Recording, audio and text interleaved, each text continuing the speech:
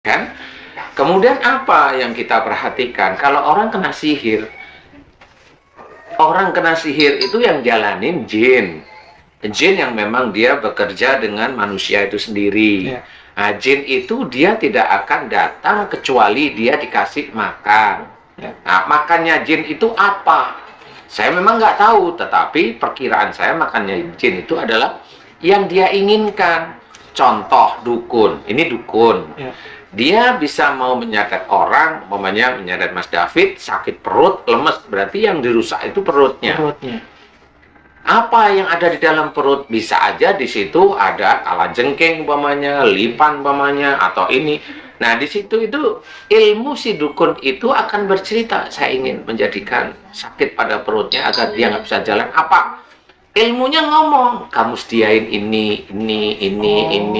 Nah, ilmunya si dukun ngomong begitu, itulah sebenarnya ilmunya tahu jin-jin tipe yang mau menyerang Mas David sakit perut itu sukanya dia makanannya ini.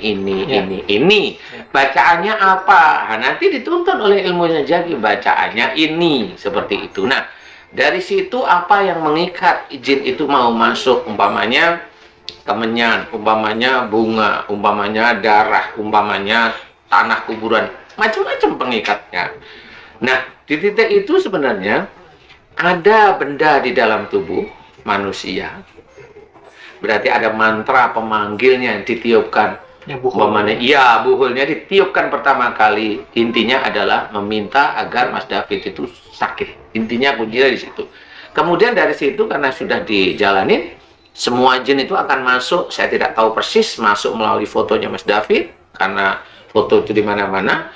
Masuk, dilihat, kemudian lari ke orangnya. Nah, di titik itulah sebenarnya harus difahami cara kerja itu seperti itu. Sama seperti kita mau pergi ke MNC, naik kendaraan. Betul. Kalau naik kendaraan banyak bocor, nggak bisa sampai. Betul. Kalau bocor satu diganti masih 3, tapi itu sama. Radiator bocor nggak bisa sampai. Kemudian bensin habis nggak bisa sampai. Nah, di titik ini sama sebenarnya. Jadi proses. Jadi dari dukun ini dia mengeluarkan makanan untuk si jin sampailah kepada titik yaitu Mas David. Nah, kalau sudah sampai itu, kalau dia sudah masuk, rata-rata jin itu nggak bisa keluar, Mas. Iya. Mas David udah ngalamin kan? Oh iya, nggak bisa keluar. Mas David udah berusaha untuk membaca ini, membaca itu, membaca semampu sepengetahuan Mas David, tapi ya masih di situ. Ya.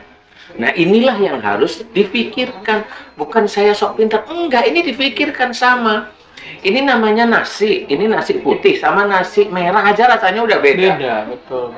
Kan gitu ya. Kalau nasi putih ingin gemukin, kalau nasi merah ingin ngelangsingin, begitu-begitu aja. Nah, sama.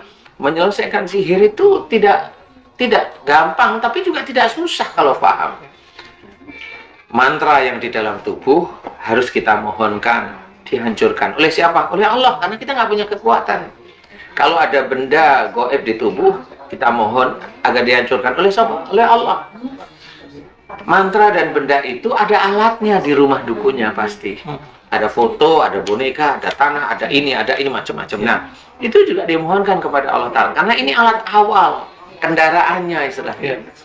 Jadi harus dihabisin bensinnya, meledakin rodanya, umpamanya seperti itu. Jadi jangan sampai ini lari lagi ke Mas David, umpamanya. Ini harus dimohonkan kepada siapa? Kepada Allah. Kita nggak punya apa-apa. Ilmu, saya nggak punya ilmu. Kalau Mas David, umpamanya, alhamdulillah beberapa hari mencoba, bisa. Kalau ditanya ilmunya apa, kan bingung. Kan nggak punya ilmu. Ilmu kita adalah percaya aja sama Allah, sama sedikit iman kita. Barangkali iman kita masih dilihat oleh Allah Ta'ala. Itu aja kuncinya. Tidak ada kesombongan. Nah, dari titik itu mulai doanya kemana? Si dukun yang membuat sihir kepada kita, kalau Mas David yang kemarin itu sudah paham, dia apa? Didoakan agar diberi keselamatan. Loh, kok dukun didoakan agar diselamatkan? Itu kenapa? Pertanyaan saya, Ustaz. Itu pertanyaan doa. Kenapa kok dukun doanya diselamatkan gitu kan? Iya, nggak tahu ya. Ya. Sebenarnya saya juga tidak melarang. Saya ambil dari salah satu firman Allah Ta'ala. Wa idza khatabahumul jahiluna qalu salama. Jika engkau disapa oleh orang jahil, katakan dengan penuh keselamatan. Mas David terkena sihir, itu orang jahil menyapa. Mas David difitnah, orang jahil menyapa. Itulah tafsir Qur'annya. Di titik itu Allah tetap menyuruh alus salama, katakan dengan penuh keselamatan. Berarti kata-kata penuh keselamatan itu doa.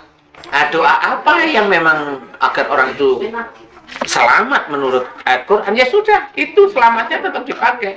Ya Allah, aku mohon agar dukun yang menyerang saya, dukun yang menyerang si fulan, agar engkau selamatkan. Dan semua ini tidak ada kekuatan kecuali selain Allah. Habis itu pujilah Allah. Subhanallah walhamdulillah. Ya, seperti itu memuji Allah. Karena memang kita dari doa ini kita harus tawakal. Kita serahkan pada Allah Ta'ala. Nah, inilah sebenarnya cara-cara saya. Enggak kemana-mana. Semuanya memang saya ambil dari hadis, dari Quran. Lah, kenapa orang nomor satu kayak Mas David tadi udah mulai paham? Kenapa didoakan agar dia diampuni? Nih, seseorang itu sakit berarti itu musibah dari Allah Ta'ala. Musibah dari mana? Dari perilaku. Kok bisa dari perilaku? Dalam Quran ceritakan wa ma asabakum min musibatin fa bima kasabat aydikum. Apa saja musibah yang engkau terima itu dari buah tanganmu sendiri. Nah, kalau kita sudah tahu itu dari buah tangan, insya Allah berarti itu dosa-dosa kita. Nah, kalau ada di sini narasumber yang sakit, dia tidak mampu di hadapan Allah itu, dia berdoa itu tidak mampu. Dia doa hanya diajarin doa istighfar, tahunya hanya istighfar. Astagfirullahaladzim. Hanya itu. Membaca tapi nggak mengerti apa sih yang dibacakan. Yang dibacakan itu apa dan untuk apa, dan nggak menjiwai ayatnya itu sendiri. Iya, gitu, benar. Maksudnya nggak menjiwai bacaan itu sendiri ya. Sehingga orang hanya sekedar istighfar itu ya istighfar. Makanya narasumber yang di sini benar-benar nggak ngerti. Jadi kayak istilahnya tuh ayat itu keluar seperti peluru atau mata panah yang keluar dari mulut. Keluar aja biasa. Dia nggak ngerti apa. Nggak menjiwai.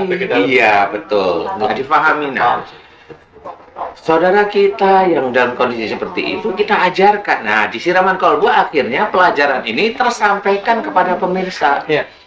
Istighfar, apalagi jangan marah lagi.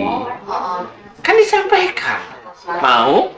Insya Allah, jangan emosional lagi, mau, jangan kaku hati, mau, insya Allah, mau.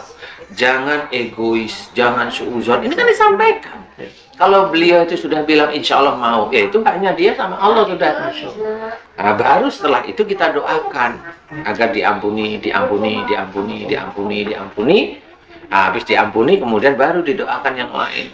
Nah, selain dia itu tadi itu ada sihir, pasti dia mencoba untuk mengobati. Nah, mengobati itu sama. Mantra-mantra musyrik itu dibaca, dimasukkan melalui air, melalui ini dipegang, dirajam, macam-macam. Nah, kita juga doakan agar mantra-mantra itu dihancurkan oleh Allah Ta'ala. Nah, disinilah kita benar-benar yang diizinkan oleh Allah Ta'ala ngisi sebagai pendakwah di Siraman Kolbu, benar-benar kredibilitas kita itu diperhitungkan di situ. Sebagai seorang pendakwah, harusnya dia mampu menyelesaikan itu. Harusnya, walaupun itu sebenarnya haknya Allah. Tetapi harusnya kalau imannya dia kuat, amal solehnya dia kuat, harusnya dia mampu. Dari mana iman dan amal soleh? Tidak hanya bisa keluar saja, tetapi belum dikerjakan. Nah, itulah yang menjadikan doa seseorang itu benar-benar menjadi seperti senjata bagi orang beriman. Doa itu sebagai senjata. Jadi Ustadz, jadi kalau saya lihat, kalau saya salah mohon di ini ya, saya diluruskan. Saya selama ya mungkin baru sangat prematur saya lihat gitu ya selama 3 hari ini. Tapi yang saya rasakan Ustadz ini menuntun si narasumber yang ada di untuk bisa memaknai apa yang ada di doa-doa. Betul. Makanya Ustadz banyak diaminkan ya. diaminkan ya, mengaminkan sesuatu yang mungkin belum dipahami. Betul. Begitu yang sakit itu memaknai, merenungi, itu baru mulai merasakan Hasil dari doa hasil itu. dari doa itu ya, Betul. ya gitu. Dan percaya tidak percaya banyak juga kawan-kawan atau teman-teman saya yang nonton acara siraman kalbu, walaupun cuma nonton di TV gitu ya, ikut mengaminkan doa. Kadang ada yang merasakan efeknya. Alhamdulillah. Wah, saya kok merasa begini ya, kok saya merasakan begitu ya, gitu. Nah, jadi mungkin itu bisa jadi salah satu tanda bahwa ada sesuatu yang nggak Betul, di insya badannya Allah. dia gitu ya. Betul, seperti itu. Tinggal caranya ke depannya adalah bagaimana dia bisa terus istiqomah untuk bisa membersihkan hati dan dirinya untuk bisa selalu mencoba menghambakan diri, merendahkan diri di hadapan Allah dan Betul. selalu menyadari bahwa dirinya banyak kekurangan dan Betul. memperbaiki dirinya. Betul, itu. Karena relatif biasanya kalau kita ini kalau sudah belajar agama dengan seorang yang hebat itu, kita itu sepertinya merasa hebat. Betul. Sombong langsung, padahal belum dikerjain, baru ngikutin aja kajian. Dan Itu hafal gitu ya, baca Qurannya bagus, Iya. hafalnya bagus. Rata-rata seperti Jadi itu. nggak cuma Islam aja, tapi mungkin agama lain juga mungkin ada juga yang begitu ya. Sama seperti itu. Jadi, nah, perasaan ujub dan riya ini, ujub ini khususnya itu udah menjadi catatan bagi Allah Ta'ala bahwa amal-amal solehmu akan habis. Karena apa? Coba Mas David sekarang berpikir, kita ini kalau udah tahu begini kan, oh iya ya, kita itu bisa ujub itu berkali-kali dalam satu hari kan gitu. Pertanyaan saya itu satu, pernah nggak kamu ujubmu itu kamu mohonkan ampunan? Lah, itu kan langsung balik. Duh, kok belum pernah ya? Karena itu sangat jarang sekali. Kita nggak sadar bahwa kita ujub. Orang itu memang rata-rata seperti Nggak sadar kalau dia ujub. Kalau Ya. ini ujub sebenarnya. Saya emang nggak sombong ya Ustadz ya. Saya nggak sombong loh. Mohon maaf ini. Mobil saya misalnya ada sekian gitu. Saya nggak sombong ya Ustadz ya. Mohon maaf ya. Rumah sekian gitu ya. Saya nggak sadar gitu dari Iya, ini memang. contoh aja ya. Nggak, saya mobil cuman ya segitu kok. Nggak bercanda Iya. Ustadz ya. Tapi memang seperti itu. Jadi kalau kita koreksi seperti itu. Jadi rata-rata kita sendiri itu ujub yang kita kerjakan itu jarang kita mohonkan ampunan. Padahal ujub, riya, bahkan sombong itu akan menghabiskan seluruh amal soleh. Jadi ingat ada satu hadis qudsi Ustaz yang cerita ada seorang alim ditanya sama malaikat. Dia bilang, "Ya malaikat, aku ini orang yang alim, aku mengajar ngaji, aku berhak dapat pahala." Kata Allah, "Gila, kamu belajar agama bukan untuk kamu, tapi kamu bukan untuk aku, kamu belajar untuk dirimu supaya kamu dianggap orang alim, masuk kamu dalam neraka." Ada orang syuhada, orang syahid juga begitu.